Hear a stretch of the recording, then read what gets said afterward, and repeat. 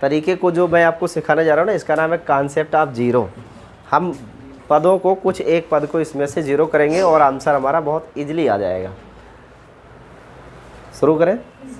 पहले तो आप अपने आप को जांच लीजिए, वीडियो को रोक करके देखिए आप कितना सॉल्व कर पा रहे हैं, उसके बाद चालू कीजिए, फिर देखिए। देखो p माइनस 2q² की वैल्यू क्या दे रखी है 4, और आपसे पूछा क्या गया है p³ minus 8³ minus 24 p³ minus 64 की वैल्यू क्या होगी। ये आपको सॉल्व करने के लिए दिया गया है। कैसे सॉल्व करेंगे?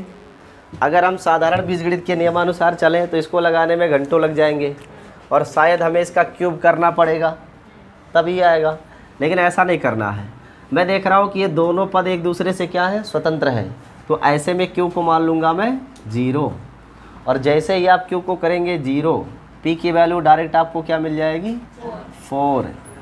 अब जहाँ p लिखा है वहाँ आप लिखेंगे 4 का क्यूब, और जहाँ q था वहाँ 0, तो ख़त्म हो गया, ये भी क्या हो गया कहता माइनस क्या बचा, तो 4 का क्यूब कितना होता है 4 चौके 16 चौके, तो 64 माइनस 64 अर्थात यही इसका आंसर है। ठीक है, ऐसे ऐसे सॉल्व करना है। क्यू के बजाय किसी और को मान लिया जाए 0, तो किसी और को मान लीजिए तो आप परीक्षा में फेल हो जाइए, क्या दिक्कत है इसमें कौन सा रूल है? जो आपको सिखाया जा रहा है वो सीखने का मन नहीं कर रहा, मत सीखो, एग्जाम से बाहर हो जाओ। यस, एक बार और बता सकते हैं, ये बात सही है कि ये 2q² p माइनस 2q² बराबर 4q दिया हुआ है, और हमें इस पूरे की वैल्यू फाइंड करनी है। मैंने कहा इन दोनों में से जो आपको स्वतंत्र पद दिख रहे हैं, अगर दोनों पद स्वतंत्र हैं तो जब दो ही पद हैं तो किसी एक पद को हम 0 मान सकते हैं। इसी बात पे सिर्फ तो कहें कि जब दो ही पद है तो p को मान लीजिए, तब कह रहे हैं। तो अगर आप p को मान लेंगे तो q की वैल्यू निकालने में ही खुद समस्या नहीं आ जाएगी। तो सर वही बात है। तो वही तो कह रहा हूँ कि जो बताया जाए वो करो। आपको जो पद मानना है, जो ढंग से जहाँ से रिजल्ट आए, अच्छे परिणाम जहाँ से मिले, जो आपके लिए सुगम हो, उस रास्ते को अपनाइए। यहाँ से कहीं ऐसे में आप पीछे छूट जाएंगे। कहने का तात्पर्य कॉम्पिटिटिव एग्ज़ाम में कम समय में जल्दी प्रश्न को हल करने का तरीका होना चाहिए, और अगर आप कम समय में जल्दी प्रश्न को हल करना चाहते हैं तो उसके लिए एक ऐसी अप्रोच हो जो आपको उलझाए नहीं सुलझाए, प्रश्न को और हल करने में मदद करे। अगर आप p को 0 मानेंगे तो आपके सामने एक मुसीबत आ जाएगी। क्या? 0 माइनस 2q² बराबर 4, तो माइनस 2q² बराबर 4। अब यहाँ पे आप देखो q² की वैल्यू 4 दी गई है। अब इसको कैसे सॉल्व करोगे? आप 2 दूनी 4 लिखोगे तो q² की वैल्यू नेगेटिव 2 आ जाएगी। क्या किसी संख्या का वर्ग कभी नेगेटिव हो सकता है? या पॉसिबल ही नहीं है। तो पहले यहीं उलझ जाएंगे, q² की वैल्यू नेगेटिव 2 लेकर कहाँ जाएंगे? काल्पनिक क्षेत्र में पहुँच गए। फिर आयलर का थ्योरम पढ़ना पड़ेगा, कैसे इस काल्पनिक संख्या को हल करते हैं। फिर मॉर्गन प्लेन आएगा, फिर डिमॉर्गन लॉ आएगा, फिर उसके बाद साइन कोसाइन यूज़ करके तब यहाँ आएंगे वापस। तो इतना बकवास ना करें, जो सरल हो वही उत्तम है। तो इस क्यू को 0 करना आसान है। क्यू को 0 कर देंगे तो p का एक परफेक्ट मान आपको प्राप्त हो जाएगा 4, क्योंकि ये पद गायब हो जाएगा यहाँ से। अब जहाँ जहाँ p दिख रहा है वो सारे पद 0 हो जाएंगे। पूरे पद को गायब कर दिया है। बिल्कुल बिल्कुल बिल्कुल। और जहाँ p दिख रहा था वहाँ हम 4 लिख ले रहे हैं और मेरा आंसर प्राप्त हो गया। तो ये सरल तरीका है। अगला क्वेश्चन देखिए, a + b + 1 की वैल्यू क्या है? और आपसे कहा है कि a³ + b³ + 1 - 3ab का मान बताओ। अब मैं इन दोनों में से किसी एक को 0 कर देता हूँ। अगर आप b को 0 कर दें तो b को 0 करने से a का क्या मान आएगा? a = -1। क्यों? क्योंकि a + 1 बचेगा बराबर 0, +1 इधर जाके -1 हो जाएगा।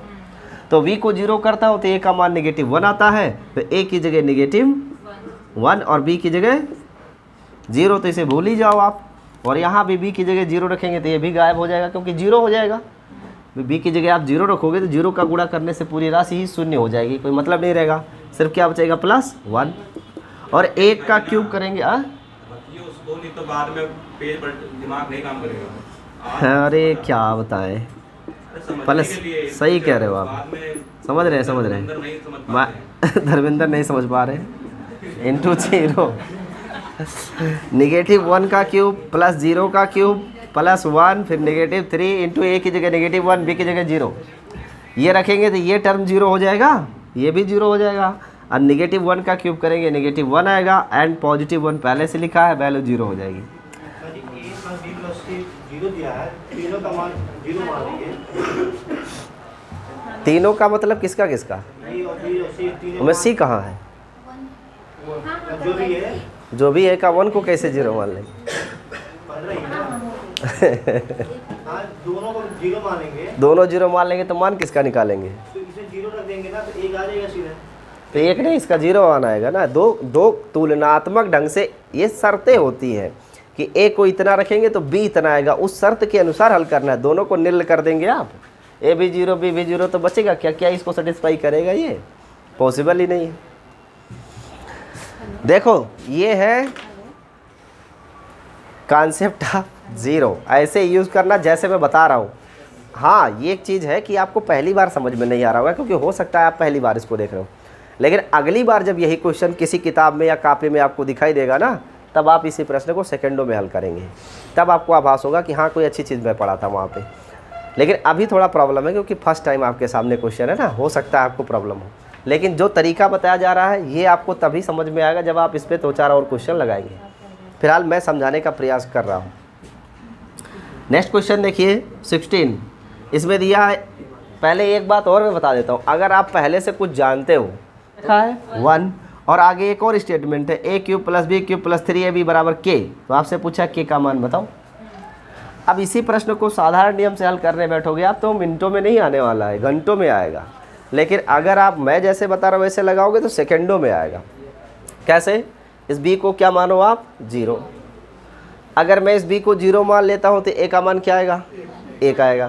तो a का मान क्या आ जाएगा? 1। इस अगर b को 0 मानते हैं तो 0 यहाँ से हट गया, a की वैल्यू क्या आ गई? 1। और a और b का मान मिल गया, यहाँ रखिए तो k का मान आ जाएगा। तो a की जगह क्या रखने वाले हम? 1। तो 1 का क्यूब करेंगे 1 और 0 का क्यूब करेंगे और प्लस 3, a की जगह 1 और b की जगह 0 लिखोगे आप। जैसे यहाँ 0 लिखेंगे, 0 का गुणा करने से पूरा, तो k का मान क्या आया? तो k का मान क्या आएगा? सिर्फ 1। यही आंसर हो गया। तो इतना आसान है, ठीक है। नेक्स्ट क्वेश्चन देखिए, अगला दिया है a प्लस बी प्लस सी का मान 6 दिया हुआ है। अब पक्षांतर करेंगे तब तो माइनस होगा, ये दूसरे साइड में पहले से ही लिखा हुआ है ना, पक्षांतर कहाँ किया गया है? वैसे ही। नेक्स्ट क्वेश्चन देखिए, a plus B plus C की वैल्यू कितनी दे रखी है? 6। और आगे A B plus B C plus C A का मान क्या दिया हुआ है? और आपसे कहा इतने का मान बताओ। फिर वही क्वेश्चन मैं डायलॉग मार सकता हूँ कि अगर पूरा सॉल्व करेंगे तो घंटों लगेगा, फार्मूले से लगाएंगे तो मिनटों में नहीं आएगा, और मैं बताऊँगा तो सेकंडों में लग जाएगा। इसमें से किसी एक राशि को क्या कर लेना है? आप सी को 0 मानो। जैसे ही आप सी को 0 मानेंगे, ध्यान दीजिए, जैसे ही सी को आप 0 मानोगे, ये वाला पद भी क्या हुआ? 0, और ये भी पद क्या हुआ? तो आपको क्या क्या मिल जाएगा? सी का मान 0 करने से आपको a प्लस बी का मान 6 दिख जाएगा और ए बी का मान 11 मिल जाएगा। कोई डाउट? यही तो आएगा ना। सी का मान 0 नहीं रखेंगे, जब सी की जगह 0 रखेंगे तो ये 0 हो जाएगा, यहाँ सी है ये भी 0, जहाँ जहाँ सी है वो 0 हो जाएगा। अब आगे चलते हैं, यहाँ हमने सी का मान क्या रखना है? जब 0 रखेंगे तो ये पद बचेगा क्या?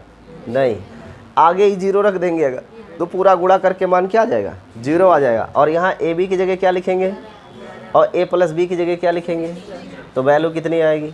यही आंसर हो गया। और यहाँ सी देखिए, यहाँ सी है, सी का मान 0 रखेंगे भी 0 हो जाएगा, तो आंसर कितना आएगा? 66 आ जाएगा। बात समझ में आई? अगला क्वेश्चन देखिए, a प्लस बी माइनस सी की वैल्यू कितनी दे रखी है? 0। और आपसे पूछा 2bc² 2ca² 2a minus a b c ऐसे करके दिया हुआ है ढेर सारा। किसी एक को 0 कर दीजिए, c को 0 कर देते हैं, तो a प्लस बी का मान क्या मिलेगा? c 0 हो गया तो a प्लस बी बराबर 0 है तो a भी 0 आएगा। अब जहाँ जहाँ c प्रश्न में है वो पद क्या हो जाएगा? 0 हो जाएगा। क्या बचा?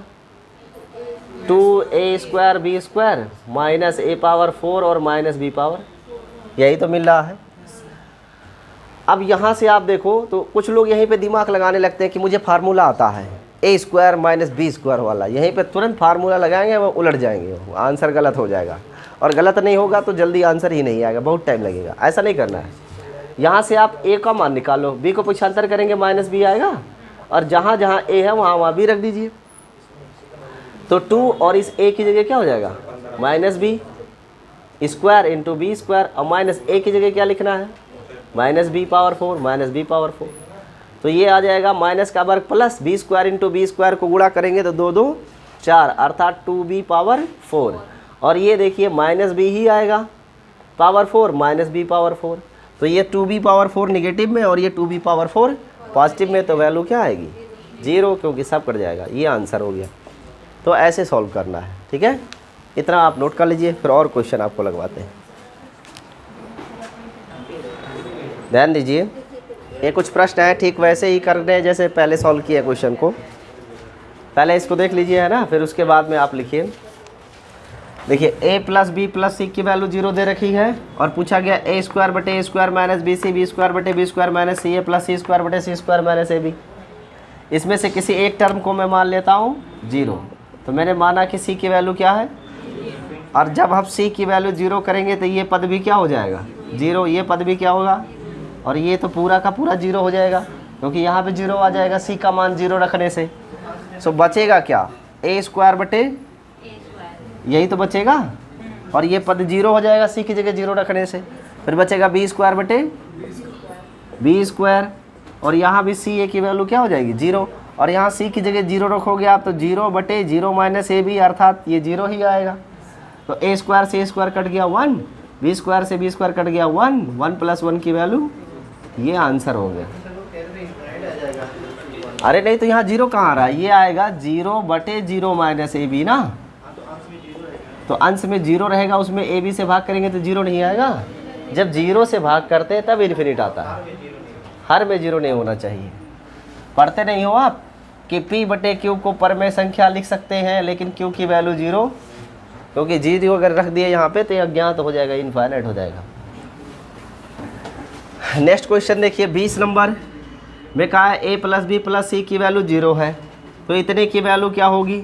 इसमें भी वही करना है, किसी एक पद को 0 मान लेना है। तो मैं मान लेता हूँ c का मान क्या है 0। ऐसा करने से बी सी की जगह 0 हो जाएगा, तो बचेगा क्या a स्क्वायर बाई, फिर यहाँ c की जगह 0 आप रखेंगे तो ये पूरा पद 0 हो जाएगा, b स्क्वायर बटे 2b स्क्वायर बचेगा, यहाँ 0 रखेंगे, ये भी 0 ये भी 0, पूरा पद ही क्या हो जाएगा। अब ऐसे a स्क्वायर से a स्क्वायर कट गया 1/2, b स्क्वायर से b स्क्वायर कट गया 1/2, और ये तो 0 है ही, फिर आधा आधा जोड़ेगा तो 1 हो जाएगा, ये आंसर हो गया। नेक्स्ट क्वेश्चन देखिए, x प्लस वाई की वैल्यू 2z के बराबर है, और आपसे पूछा गया x बटे x minus Z plus Y बटे वाई माइनस जेड की वैल्यू क्या होगी। इसमें से हमने z को क्या मान लिया 0 मान लिया। अब z का मान अगर हम यहाँ 0 लिखेंगे तो क्या मिलेगा, x बटे x माइनस जेड, और z की जगह क्या लिखना है 0, तो ये पद गायब हो गया।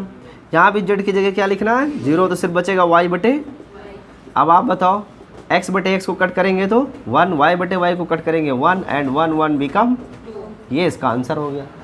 तो जो प्रश्न है वो सेकंडों में लगने वाले हैं। अगला दिया है a plus B plus C की वैल्यू 4 है, तो 1/a plus 1/b plus 1/c की वैल्यू 3 है, तो इस पूरे की वैल्यू ज्ञात कीजिए। ये आपके लिए होमवर्क है, इसे घर से लगा के आइएगा, तो कल आपको इसके बारे में बताएंगे। ट्राई करिए, कमेंट करिए, है नहीं, कमेंट करिए सॉल्व करके कितना आता आंसर।